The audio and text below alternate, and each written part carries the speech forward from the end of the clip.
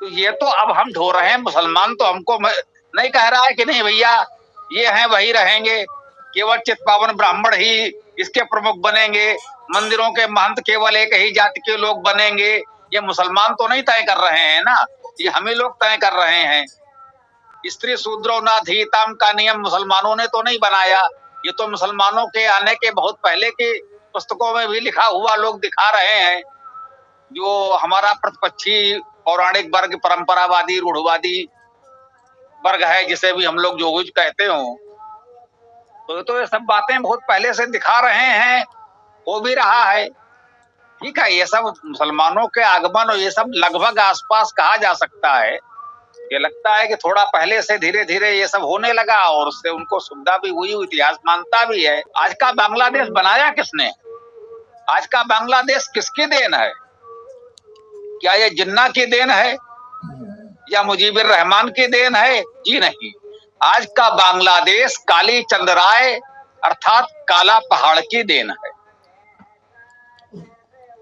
आप सब लोग इससे परिचित होंगे, इसलिए बहुत लंबे में नहीं, विस्तार में नहीं जाऊंगा।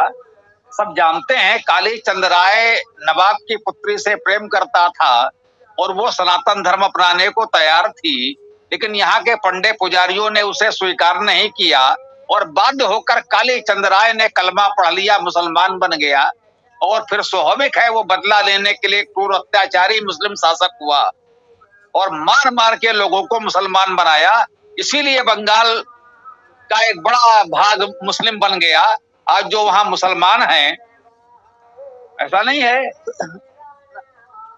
जब उसने तलवार उठाई तो दलित ब्राह्मण सब उसके लपेट में आए होंगे, इसमें कोई संदेह नहीं है।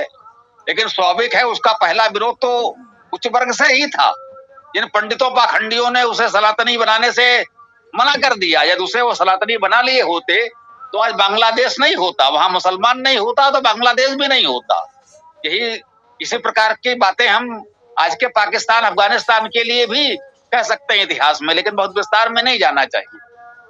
ये देखना है कि हमारी ही इन सब भूलों के कारण ये परिस्थितियां बनी हैं। उन भूलों को आज हम सुधार कैसे सकते हैं? फिर मैं कहूंगा ये एक दूसरे के भूल गिनाने का समय नहीं है कि हम एक दूसरे को ये गिनाते रहे, इन्होंने किया कि उन्होंने किया कि उन्होंने किया।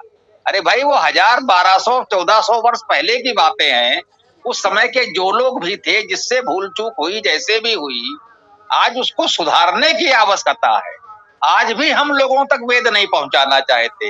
ये तथाकथित हिंदूवादी संगठन आज भी किसी न किसी बहाने आप लोग जा रहे हैं, उनके बीच बात कर रहे हैं वेद की। वो क्या कह रहे हैं अभी? अरे भाई एकदम से तो नहीं हो जाएगा, किसी न किसी बहाने उन्हें टालना है। अरे भाई, तो कब होगा? अभी नहीं होगा तो कब होगा, कैसे होगा, कुछ तो बताओगे? नहीं, वो नहीं बताएंगे, उसको केवल टाल देंगे। अरे भाई अभी तो ये अभियान आया है, अभी ये किया जाए, इस पर फिर देखेंगे। जिससे भी हमारी बात होती है, आप लोगों की बात होती है, सबका उत्तर एक ही आप सब यहाँ बताते हैं कि जहां भी आपने वेद की चर्चा की, बस वो किसी न किसी बहाने टाल देते हैं। ऊपर से भी ये आदेश आया है, ये करना है और फिर देखा जाएगा। वो कब देखा जाएगा पता नहीं। तो जो मूल समस्या है कि जातिगत भेदभाव को तोड़कर हम सबको वेद से जोड़ सकें, आज भी हम वो नहीं कर रहे हैं। कोई कह रहा है बटोगे तो कटोगे, हम बिल्कुल कह रहे हैं आप जातियों में बटे हैं इसलिए कटे हैं और आगे भी कटते रहेंगे। जब तक ये ऊंच नीच छुआछूत बनी रहेगी तब तक आप ऐसे ही बढ़ते और कटते रहेंगे, कोई रोक नहीं पाएगा। सिद्धांत रूप में बात बिल्कुल ठीक है, बटोगे तो कटोगे नहीं। मैं कह रहा हूं बटे हो इसलिए कट रहे हो। जब तक वेद के साथ जुड़कर एक नहीं होगे, ऐसे ही बढ़ते और कटते रहोगे, लुटते पिटते रहोगे, कोई इसका उपचार नहीं है। वो पाकिस्तान बांग्लादेश का रोना रोते रहिए, जो बचा है वो संभाल लीजिए। ये भी तो रोना आता है कि भारत के इतने क्षेत्र मुस्लिम बहुल हो गए। कोलकाता से बांग्लादेश की सीमा तक लगभग 80 किलोमीटर का क्षेत्र बता रहे हैं कि जो मुख्य राजमार्ग है, दोनों ओर मुस्लिम बस्तियां ही प्रमुखता से हैं। ये कहां से आ गई?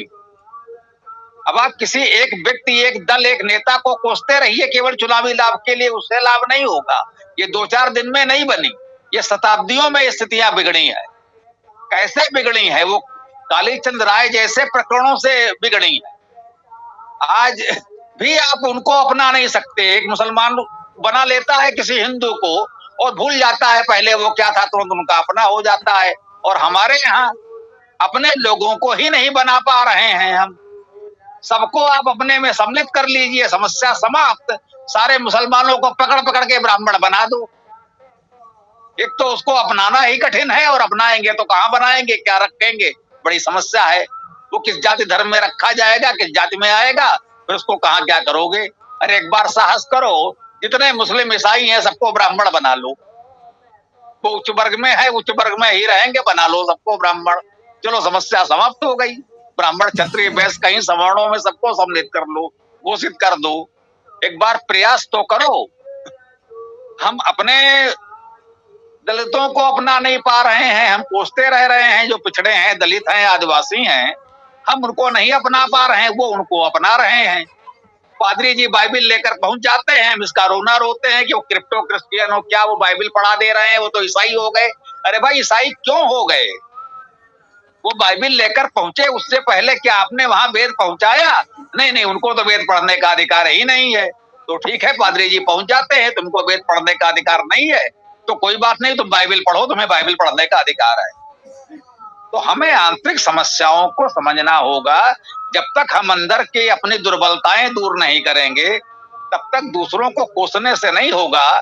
हम अपना घर ठीक नहीं कर पा रहे हैं और हम दोष दे रहे हैं कि हाँ भाई चोर उचक्के कुत्ते घर में घुस आते हैं, तो भैया अपने दीवारें दरवाजे ठीक कर लो, तो वो नहीं घुस पाएंगे। इसकी व्यवस्था हमें बनानी होगी। इसका एक ही समाधान है, वो जो दयानंद जी ने बताया, जो स्वामी श्रद्धानंद जी ने चलाया, शुद्धिकरण। इसके अलावा कोई विकल्प नहीं है।